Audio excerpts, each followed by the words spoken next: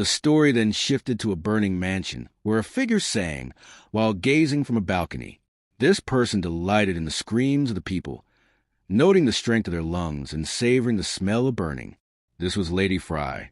A knight approached her, suggesting that the men wanted to play with the princess's head, but Lady Fry declined, saying she was too heartbroken. She admitted she had expected the kingdom to be large enough to make the battle worthwhile, but had ended too blandly. She wondered if anyone in the empire was crazy enough to fight her.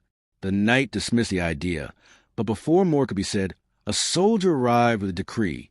He announced that a massive undead army had appeared at the northern wall, led by a necromancer and by the emperor's command. Lady Fry was to subjugate them. She burst into laughter, calling the necromancer a lunatic and delighting at the challenge. Declaring it time to play, she ordered her troops to assemble and march toward war. Rogue, Muron, and Harriet continued their journey together. Murren grew restless and expressed his frustration to Harriet, remarking on the silence that had lasted for 2 weeks. To him, Rogue walked like a corpse without a single word. He questioned Harriet, saying something seemed wrong, and even wondered how Rogue's head was floating in midair. These words trigger Harriet's memories of the guild leaders meeting with Rogue. After that meeting, the guild leader had called Murin and Harriet, explaining that the undead from Chongtap village was likely tied to a hero who had died not long ago. Chongtap village was where the hero had spent his childhood, and the time when the hero fled from the knights to that village coincided with the undead army incident. More than anything, the fighting style Rogue displayed was a mirror image of the hero. Through this explanation, the truth became clear. The child had died from her heavy injuries. The guild leader, speaking of Rogue, told him that this person probably was not evil. Like them, he was only despairing and struggling. The leader admitted not knowing why. Rogue was heading to the northern mountain range, but stated he was not their enemy. At the same time, there was no guarantee he would be their ally either. Yet, this person was certainly the key to bringing down the empire. Because Muron and Harriet were from the north, the guild leader asked them to guide the way. Harriet had voiced his concern. Rogue was unpredictable. Would he really act according to their will? But the guild leader reassured him, saying he had good intuition. With that, he handed Harriet a map, returning to the present. Harriet finished recalling these words. He then approached Rogue and directed him toward another path. At that moment, Rogue noticed Chongtap village before them and suggested they stop by. As he entered the village, Rogue was overwhelmed by memories of his time with the child. He remembered how she once crafted a paper bag with 2 holes and made him wear it. The 2 of them had gone into a bar together with the child, dragging him inside despite his reluctance. She had asked the shopkeeper for a 2-seater table, and the shopkeeper had agreed. Until the table was ready, they played shooting games. Rogue's aim was flawless, and the child's excitement grew. He even sang in the bar, though his singing startled both the child and the other customers. Later, dancing filled the place, and with beer in hand, Rogue and the child enjoyed themselves. It had been a rare moment of happiness, and for the first time in many years, Rogue had felt joy. Back in the present, he walked into the same bar once again. The shooting board still hung in its place. The interior looked unchanged, yet the place was completely empty. Rogue felt a deep sadness until someone placed a glass of beer before him. Surprised, he looked up to see the same shopkeeper. She told him that the bar had closed a long time ago and that he had come too late, perhaps chasing old memories. She recognized him and asked if he no longer used the bread pouch disguise. Rogue, confused, questioned how she had recognized him. She answered while sipping from a wine bottle. She had heard many stories about him from the child who once worked there, though never that he was an undead who could speak. It became clear that the child had worked in the bar to cover living expenses.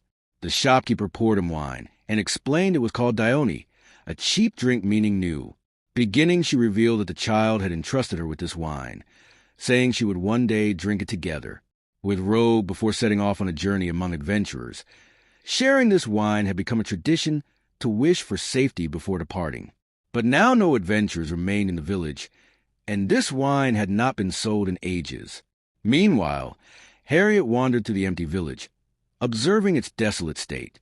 The shopkeeper spoke again, saying the country was already ruined, and she understood why Rogue had risen, but she told him that what he was attempting now was wrong. Maybe in the end, he might save the Empire's people, but she questioned whether that was truly the image the child had wished for. Rogue gave no answer. The shopkeeper herself replied, saying it was not. If it had been the child's will, she would have wished for something brighter. She handed Rogue the child's belongings, the dress she had worn when setting out to become a hero, her pendant, and the sword he had given her. The Rogue was stunned, and the shopkeeper explained that the child had left these items behind with instructions to pass them on to him. She reminded him of what the child once desired: gathering comrades, saving people, defeating evil, like the fairy tales of the Ruby-class adventurers long ago. What she had wanted was an adventure. Rogue held the glass in his hand and repeated the word to himself. Adventure. He drank, recalling her words, and reflected deeply. Hatred blinds the eyes, and even the wise lose their way. Blinded by rage, was he repeating the same mistakes? Thinking of the child, he admitted to himself that though others call him her master, he had only ever learned from her. Now he resolved to carry her heart upon his shoulders. Placing his hand on the table after finishing the drink, he thanked the shopkeeper. She smiled and asked where he was heading next. With the child's belongings in hand, Rogue told her that since he had drunk the wine of new beginning, he must now depart. This time not for revenge, but for the adventure the child had once dreamed of. Leaving the bar, he carried her memory with him. In his mind, he pictured himself and the child smiling together once more. And then with renewed resolve, he walked away to begin the tale of the Skeleton Herald. As Rogue stepped out of the bar, Harriet turned to Murren and said she had come out. Muron asked Rogue if her conversation was done. He explained that from here, they would take the normal route. The path was said to be very cold, but since Rogue was nothing but bones, it should not matter to her. Rogue laughed at his words and mocked them, calling them incompetent juniors. Muren grew confused at her change in tone, sensing that something in her aura had shifted. Harriet admitted that it worried him. He recalled the guild master's words about Rogue and his remarkable eye for people. Rogue began walking ahead, and Harriet called out for her to wait. As they followed behind, Harriet spoke about the adventurer ranks. He explained that adventurers were divided into 10 levels, with Diamond being the highest and Earth the lowest. These ranks were often grouped into superhuman, upper, middle, and lower classes. Adventurers could not accept quests higher than their rank, and the higher the rank, the more expensive the commission fees became. Ordinary people rarely passed the 7th rank, Topaz, and those who did were called superhumans. From the 8th rank onward, adventurers would either explore uncharted regions alone, hold back monster waves of the front lines, or serve as generals in the Imperial Army. As Harriet summarized, a goblin appeared in the forest. He cut it down instantly, and continued saying such enemies were meant for lower tiers. Soon after, a massive monster appeared, which he also slew, explaining that those belonged to the middle tier. Lastly, he mentioned that the 3 they had faced earlier must have been from the higher tiers. Worried, he asked if Rogue was listening. Rogue assured him she was, and asked what ranks they both held. Mirren revealed that they were both 5th tier Topaz. Rogue found that impressive, but remarked that the ranking system had changed since her time. She told him she had once been an adventurer of Ruby rank, if that rank still existed, calling herself an old warrior. Harriet thought the name Ruby sounded familiar. While Mirren laughed at the claim, she said she had not expected Rogue to name a rank that only existed in fairy tales.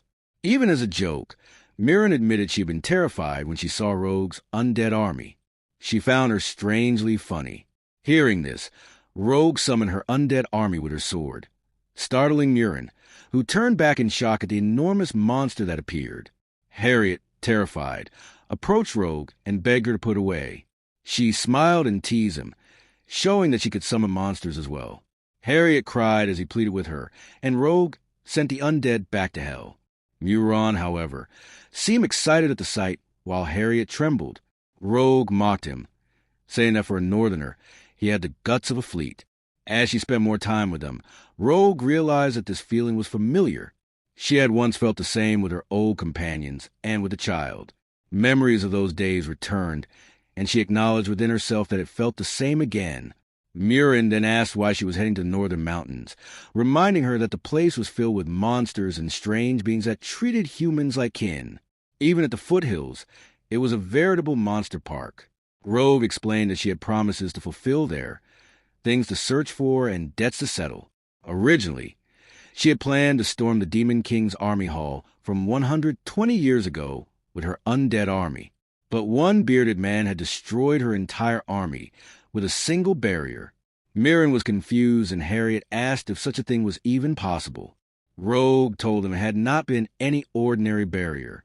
It had been crafted by a wizard from the hero's party, specifically designed to stop undead waves used at the front lines of the Demon King's domain. Its power had been immense. That was why she admitted she was useless alone. To overthrow the Empire, she would need a human army. Harriet listened in shock and finally realized who Rogue truly was.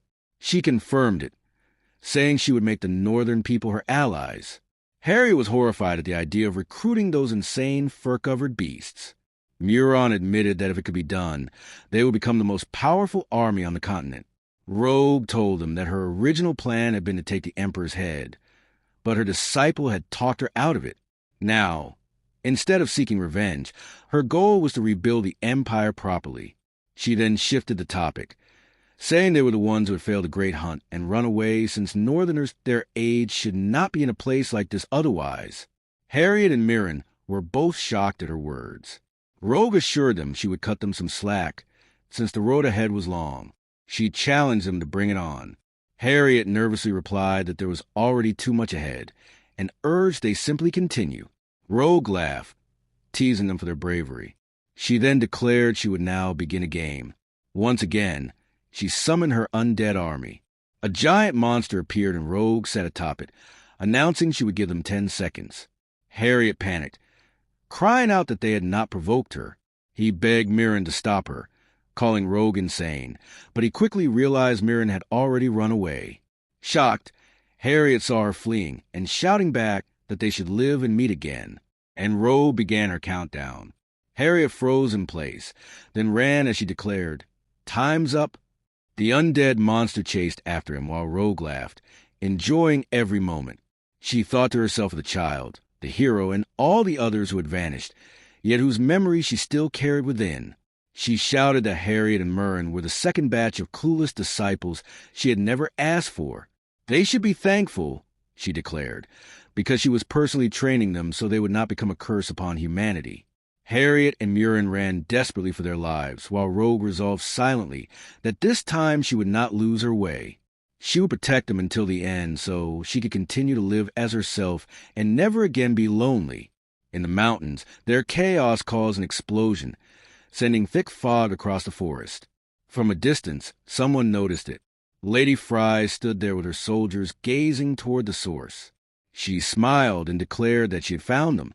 The area grew tense as a Rogue noticed a suddenly appearing undead monster that began to chase Moran and Harriet.